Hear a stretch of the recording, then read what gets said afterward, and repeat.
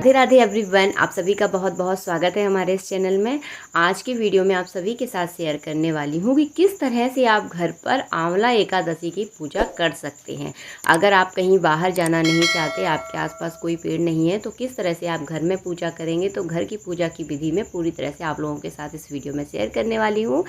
तो सबसे पहले आंवला की बात होती है कि आंवले के पेड़ के नीचे ही पूजा की जाती है। आंवला एकादशी पर आंवले की पेड़ की पूजा इसलिए की जाती है क्योंकि हमारे भगवान श्री हरि का निवास आंवले के पेड़ के नीचे होता है, इसीलिए आंवले के पेड़ की पूजा की जाती है। एकादशियों में विशेष एकादशी मानी जाती है आंवला की एकादशी। तो इसमें आंवले की पेड़ की विशेष मान्यता है। अगर आपके यहाँ अगर आंवले का आसपास अगर पेड़ है तो आप वहाँ जाकर पूजा कर ले। आप चाहे तो आंवले का छोटा सा नर्सरी से पौधा लेकर अपने किसी गमले में लगा लें। आप घर पर भी पूजा कर सकते हैं। अगर आप बाहर नहीं जाना चाहते, अगर आंवले की आपको डाली अगर मिल जाती है तो इस तरह से गमले में डाली लगाकर भी आप पूजा कर सकते हैं। लेकिन आंवले का विशेष महत्व है। अगर आपके आसपास आंवला नहीं है तो आप सिर्फ श्री हरि की पूजा करें और उसमें थोड़ा सा आंवला आप ज़रूर चढ़ाएं उस पूजा में, क्योंकि आंवले का विशेष महत्व माना जाता है। तो देखिए, सबसे पहले हमें आंवले के पेड़ के नीचे यानी गमले के नीचे सबसे पहले आप चौक पूर लेंगे। उसके ऊपर आपको चौकी रखनी है और चौकी रखने के बाद इसके ऊपर देखिए मैंने कपड़ा बिछा दिया है, थोड़ी सी तिली का दिया है आसन। यहाँ पर देखिए हमने श्री हरि की फ़ोटो लगा दी है। आप चाहें तो भगवान विष्णु की फ़ोटो लगा सकते हैं, कृष्ण जी की फ़ोटो लगा सकते हैं, राम की फ़ोटो लगा सकते हैं, ऐसे आप कोई भी फ़ोटो रख सकते हैं। आज के दिन आंवले के पेड़ के नीचे परशुराम भगवान की भी पूजा होती है। अगर आपके पास उनकी तस्वीर है तो उस तस्वीर को आप यहाँ पर ज़रूर रखें। इसके बाद देखिए हम कलश स्थापना करेंगे। आंवले के पेड़ के नीचे बहुत सारे देवी देवता निवास करते हैं, इसीलिए इस व्रत में कलश स्थापना का विशेष महत्व माना जाता है। तो देखिए यहाँ पर कलश स्थापना कर ली है मैंने। तांबे के लोटे में आप कलश स्थापना करेंगे। तांबे का लोटा नहीं है तो पीतल का लोटा ले सकते हैं, मिट्टी का भी कलसा आप ले सकते हैं। उसमें सबसे पहले कलावा आप ज़रूर बांधें। मैंने कलावा बांध लिया है। इसके बाद देखिए इस तरह से आपको कलश स्थापना करनी है। कलश के अंदर आपको सबसे पहले मैं बता दूं, मैंने थोड़ी सी तिली डाली है, एक हल्दी की गांठ, सुपारी, एक का कलदार और थोड़ी सी आप दूबा डाल दें, एक पुष्प डाल दें, तो आपका कलश बनकर हो जाएगा तैयार। ऊपर मैंने अशोक के पत्ते लगाए हैं। इसके बाद देखिए दाहिनी ओर हमेशा कलश रखा जाता है और दाहिनी ओर ही दीपक रखा जाता है। तो देखिए यहाँ पे घी का दीपक मैंने सबसे पहले प्रज्वलित कर लिया है। पूजा करने से पहले हमेशा दीपक ज़रूर प्रज्वलित कर लें और दीपक को हमेशा आसन के ऊपर रखा जाता है। तो देखिए मैंने कलश को भी आसन के ऊपर रखा है, मतलब तिली का यहाँ पर आसन दिया है और दीपक को भी मैंने तिली का आसन दिया है, क्योंकि चावल इस पूजा में निषेध माने जाते हैं। अब सबसे पहले करेंगे हम अपने कान्हा जी की पूजा। आप चाहें तो यहाँ पर विष्णु भगवान की पूजा कर सकते हैं, राम जी की पूजा कर सकते हैं। अगर आपके पास छोटे से बाल गोपाल हैं तो आप इनकी भी पूजा कर सकते हैं। किसी भी देवी देवता का जब पूजन किया जाता है तो सबसे पहले 4 वाल जल चढ़ाया जाता है। हमेशा अपने वीडियो में बताया है कि कोई मेहमान जब हमारे घर में आता है तो उसके पैर धुलाए जाते हैं, हाथ धुलाए जाते हैं, जल पिलाया जाता है, फिर उसके बाद करवाया जाता है स्नान। तो उसी विधि से, उसी मन में भाव रखते हुए आप इस तरह से स्नान करवाएंगे। तो यहाँ पर देखिए मैंने पंचामृत से स्नान करवाया है और फिर उसके बाद करवाएंगे हम शुद्ध जल से स्नान। तो ये विधि आपको ज़रूर करना है। अगर आप तस्वीर की पूजा कर रहे हैं तो भाव से आप पूजा करेंगे। इस तरह से तस्वीर को तो स्नान नहीं कराया जाता। तो देखिए थोड़ा थोड़ा करके आप चढ़ा दें उनके ऊपर। तो देखिए ये हो गए हमारे कान्हा जी स्नान करके तैयार। बड़ा सुख मिलता है भगवान जी की पूजा करने में और ये एकादशी विशेष एकादशियों में मानी जाती है। तो इस एकादशी की पूजा आप अवश्य करें। अगर आप व्रत नहीं भी करते तो पूजा आप अवश्य कर सकते हैं आंवले की। आप चाहें तो आंवले के पेड़ के नीचे कर लें, अगर नहीं है तो अपने घर में अपने ठाकुर जी की पूजा कर लें, उन्हें आंवला चढ़ा दें तो भी आपकी पूजा मान्य हो जाएगी। क्योंकि देखिए भाव की पूजा है। अगर आपके पास व्यवस्था ही नहीं है, आपने तो कोशिश की लेकिन नहीं मिल पाए तो कोई बात नहीं, आप अपने ठाकुर जी तो हमारे पास है ना, हम ठाकुर जी की भी पूजा कर सकते हैं। तो कोई दिक्कत नहीं है। आपसे भगवान की अपने छोटे से लड्डू गोपाल की पूजा कर लें, विष्णु भगवान की पूजा कर लें और उन्हें भोग में आप आंवले से बनी हुई चीज़ का चढ़ाएँ। इस बात का विशेष ध्यान रखें। इसके बाद देखिए हमने वस्त्र पहना दिए हैं। अब थोड़ा सा करेंगे भगवान जी का हम सिंपल सादा सा श्रृंगार, क्योंकि बहुत ज़्यादा श्रृंगार तो मैं कभी करती नहीं।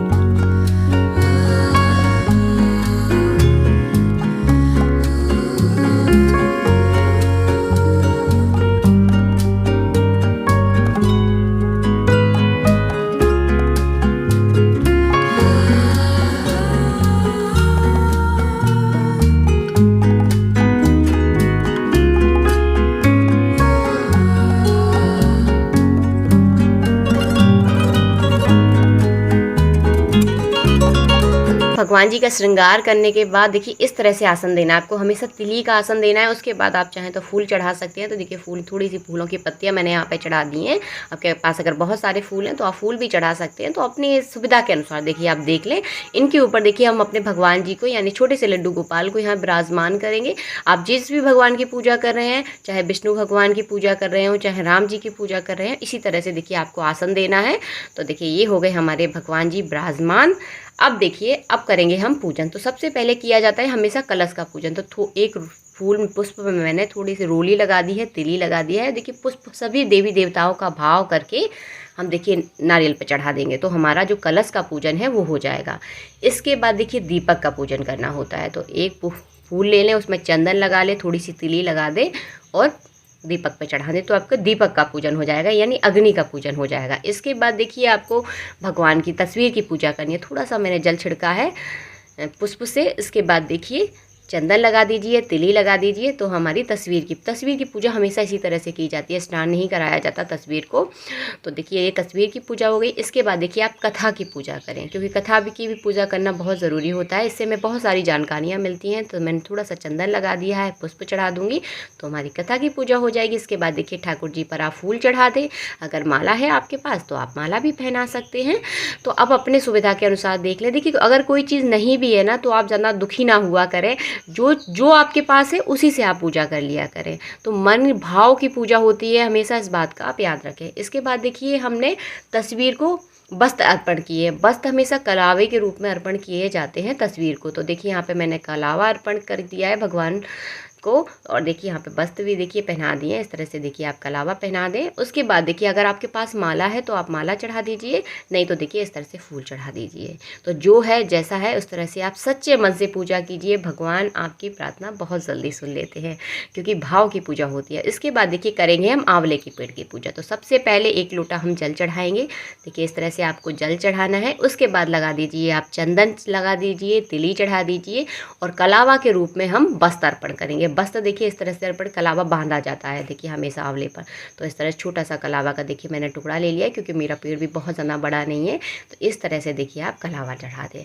देखिए इस तरह से आप गमले में आंवले का पेड़ लगाकर पूजा कर सकते हैं। अगर कहीं डाली मिल जाए तो डाली भी इस तरह से गमले में लगा दीजिए और पूजा कर लीजिए अपने घर में।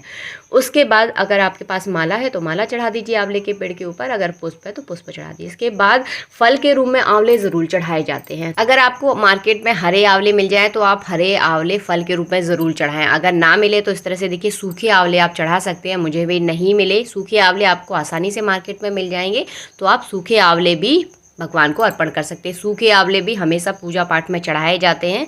तो देखिए सूखे आंवले इस तरह से आप चढ़ा दें। आज के दिन व्रत में आंवला ज़रूर खाया जाता है। तो मिठाई के रूप में देखिए मैंने आंवले का मुरब्बा का यहाँ पर भोग लगाया है। तो इस तरह से आप आंवले का मुरब्बा का भोग लगा सकते हैं मिठाई के रूप में। इसके बाद देखिए हम कथा पढ़ेंगे। तो देखिए धूप और दीप आपको ज़रूर दिखाना है। देखिए आंवले के पेड़ को भी धूप और दीप आप अवश्य दिखाएं। तो देखिए इस तरह से आप धूप जला लें, दीप जला लें, और भगवान को धूप दीप ज़रूर दिखाई जाती है। अगर मैं किसी वीडियो में अगर बताना भूल जाती हूँ ना, तो आप इस चीज़ का थोड़ा सा ध्यान रखें। इस बात को प्रॉपर्ली मैंने इस वीडियो में अच्छे से आपको बता दिया है। इसके बाद देखिए आप पूरी अच्छे से कथा पढ़ें। कथा पढ़ेंगे तो आपको बहुत सारी जानकारियाँ हो जाती हैं कि ये व्रत क्यों किया जाता है। और ये व्रत हमें सभी सुख सुविधाएँ देता है, हमारी सभी इच्छाओं को पूर्ति करता है, क्योंकि आंवले की पेड़ की पूजा है ना बहुत ज़्यादा विशेष मानी जाती है। और इसके बाद देखिए हम आज के दिन हवन भी करेंगे, क्योंकि आंवला एकादशी विशेष एकादशी मानी जाती है। हमारी सभी इच्छाओं को, सभी मनोकामनाओं को बहुत जल्दी पूरा करती है। अगर लगातार अगर आप आंवले के वृक्ष की पूजा करते हैं ना, तो आपकी बहुत जो मनोकामना आपकी पूरी नहीं हो रही होगी वो भी हो जाएगी। तो मतलब बहुत ज़्यादा विशेषता मानी जाती है। इससे बड़ा मैं शब्द क्या करूँ, जो नहीं होने वाला होता वो भी हो जाता है। तो बहुत ज़्यादा महत्व है आंवला एकादशी का। इस तरह अगर आपको आंवले की लकड़ियाँ मिल जाएँ तो आप उससे हवन करें। अगर ना मिले तो इस तरह से आपके यहाँ जो भी हवन की लकड़ियाँ मिलती हैं उससे कर सकते हैं। मैं यहाँ पे सूखे नारियल से हवन कर रही हूँ। अगर आपके पास ये है तो आप इससे भी हवन कर सकते हैं। श्री हरि के मंत्र से 11-21 आहुतियाँ जरूर दें। उसके बाद आप तिली से आपको 11 आहुतियाँ अवश्य देना है। देखिए मैंने यहाँ पे तिली से भी आहुतियाँ दी थी। इसके बाद देखिए मिठाई का आपको भोग लगाना है, क्योंकि अग्नि के द्वारा जो भोग लगाया जाता है सीधे हमारे देवी देवता उसे अर्पण कर लेते हैं। तो मैंने यहाँ पे मुरब्बा का अग्नि से भोग लगाया था। गणेश जी को भोग लगाया। इसके बाद देखिए आंवले के पेड़ पर भी आप भोग ज़रूर लगाएं। तो देखिए फल चढ़ा दिया है मैंने यहाँ पर, और देखिए मुरब्बा का यहाँ पर भोग लगा दिया। आज के दिन व्रत में भी आंवला ज़रूर खाया जाता है, इस चीज़ को मैं बार बार रिपीट कर रही हूँ। तो आंवला आप ज़रूर खाएँ आज के व्रत में। देखिए इस तरह से आपको हवन करना है। हवन करने के बाद आचमन जरूर कराएं, इस बात का विशेष ध्यान रखें। और देखिए इस तरह से आपको हवन करना है, सरल सिंपल तरह से। इस तरह से आप घर पर पूजा कर सकते हैं। तो बहुत सरल विधि मैंने आपको बताई है।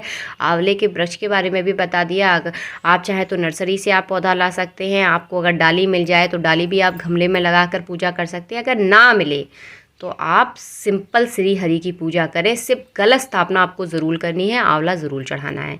इसके बाद देखिए करेंगे हम आरती। तो देखिए पूरे परिवार के साथ मिलजुल कर आरती करें। आंवला एकादशी की पूजा में एक विशेष बात आपको यहाँ पर मैं बताना चाहूँगी। आंवला एकादशी पर पंचरत्न या पंच धातुओं का प्रयोग ज़रूर किया जाता है। तो देखिए इस वीडियो में मैंने भी प्रयोग किया है। जैसे कि देखिए कलश स्थापना की है मैंने तांबे के लोटे में, तो एक धातु ये हो गई। इसमें जो सूखा आंवला रखा हुआ है जिस कटोरी में, वो है कांसे की, तो 2 धातुआं हो गई। और आंवले का मुरब्बा जिस कटोरी में रखा है वो है स्टील की, यानी लोहा, यानी 3 धातु हो गई हमारे पास। और इसके बाद देखिए हमारे बाल गोपाल की जो मूर्ति है वो है पीतल की, यानी 4 धातुएं हो गई। और एक आप चढ़ा दें चांदी का कलदार, तो आपकी हो जाएंगी 5 धातुएं। तो 5 धातुओं का प्रयोग इस पूजा में आप अवश्य करें। इस चीज़ पर थोड़ा सा विशेष ध्यान देंगे आप। तो इस तरह से देखिए आपकी 5 धातुओं का प्रयोग हो जाएगा।